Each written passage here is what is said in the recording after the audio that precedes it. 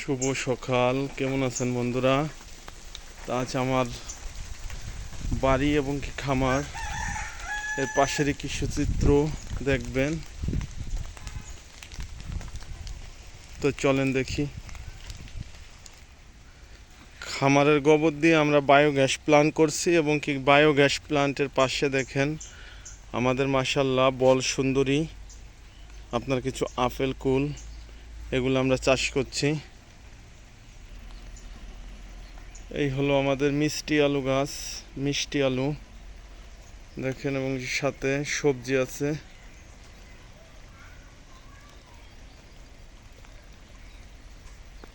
মিষ্টি আলুর পাতা, সাথে বড়ই গাছ, বল সুন্দরী এবং কি বেগুন গাছ, বড়ই গাছ। এই হচ্ছে বড়ই গাছ। এ হচ্ছে আমাদের বায়োগ্যাস প্ল্যান্ট, যা দিয়ে আমাদের রান্না বান্নার সকল কাজ হয়ে যায় ইনশাআল্লাহ। সকালে 3 বালতি গোবর আর 3 বালতি পানি প্রতিদিন যদি দেওয়া যায় তাহলে সারা দিনের রান্নার কাজ কিন্তু হয়ে যায় এইখান থেকে। তো আপনারাও চাইলে এরকম বায়োগ্যাস প্ল্যান্ট করতে পারেন।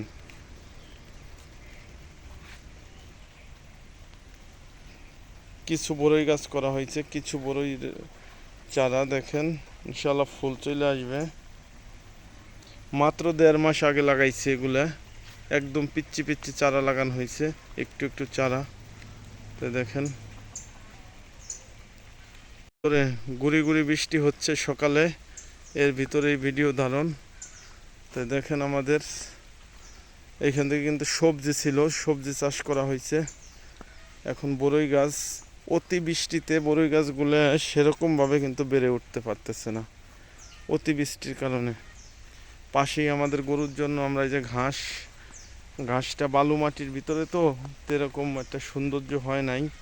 তো মোটামুটি আমরা এইবার কাটিংয়ের শেষে এই কাটতেছি, আজকে কাটা হয়ে যাবে এগুলো কাটার পরে আমরা সার এবং কি গোবরের সার দিয়ে দিব। দেখেন এ হচ্ছে আমাদের বাড়ির পাশে অল্প একটু জায়গায় ঘাস করা হয়েছে, কারণ ইমার্জেন্সিভাবেও লাগে ঘাস।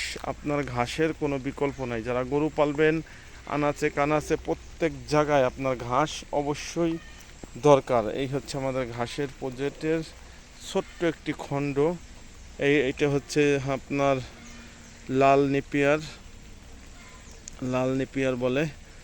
তো এই হলো আমাদের ঘাস করছে এখানে, সবই কিন্তু আমাদের কি গোবরের সারের ঘাস, আমরা সার দেই নেই। তো এবার চিন্তা করছি যে এই এই যে কাটতেছি, এই কাটা দেওয়ার পরে আমরা যখন ইউরিয়া আর কিছু ডিআইবি সার দিব তখন ঘাসটা কিন্তু নরম হবে।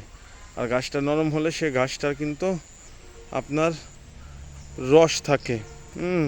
আর সার না দিলে শুধু জৈব সারে হয় কিন্তু ঘাসটা শক্ত হয়। হ্যাঁ, এই দেখেন এই যে ঘাসের অবস্থা আমাদের, এই হচ্ছে আমাদের ঘাসের জমির অবস্থা। এই যে, তো অনেক দিন ভিডিও দেই না, অনেক দিন পরে আজকে ভিডিও বানাইতেছে এবং কি ভিডিও দিব। আমি অনেক কাজের চাপে থাকার কারণে অবশ্যই ভিডিও করতে পারিনি। তো এই দেখেন এই হচ্ছে আমাদের ঘাসের অবস্থা। কালকে বিকেলে এইখান দিয়ে কাটা হয়েছে।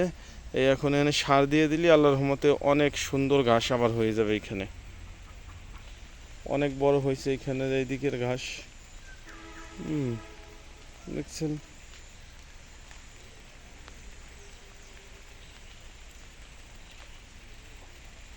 সবই এখানে গভীর মাটি।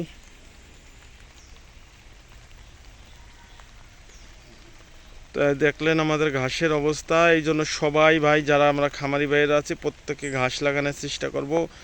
ঘাসের কোনো রকম বিকল্প নাই, আপনি ঘাস ছাড়া কোনো রকম গরু করতে পারবেন না, গরুতে লাভবান হওয়া সম্ভব না। তাও ঘাস খাওয়াইতে হবে আপনার একটু কচি ঘাস, যেগুলো একদম কচি না, 40 থেকে 42 দিন পার হয়ে যাবে কাটার পরে ওই ঘাসগুলোই আপনার 10 থেকে 15 দিনের ভিতরে খাওয়াইতে হবে। তার মানে 40 থেকে 60 দিনের ভিতরে যে ঘাসগুলো খাওয়ানো যাবে সেই ঘাসগুলোয় অতিরিক্ত পুষ্টি, প্রোটিন এবং কি এনার্জি থাকে। এবং কি এর বেশি ঘাস যদি বেশি দিন হয়ে যায় তাহলে ওই ঘাসের পুষ্টিগুণ কমে যায়। এই কথাটা মাথায় রেখে আপনারা সবাই ঘাস চাষ করবেন এবং কি ঘাস দিয়ে গরু পালন করার চেষ্টা করবেন।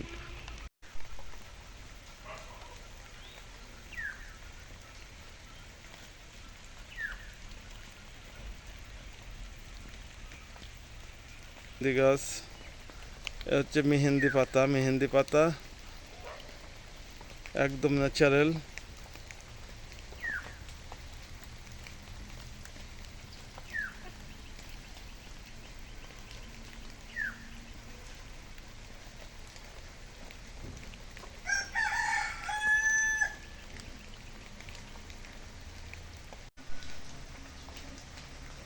আমাদের দেশি মুরগি,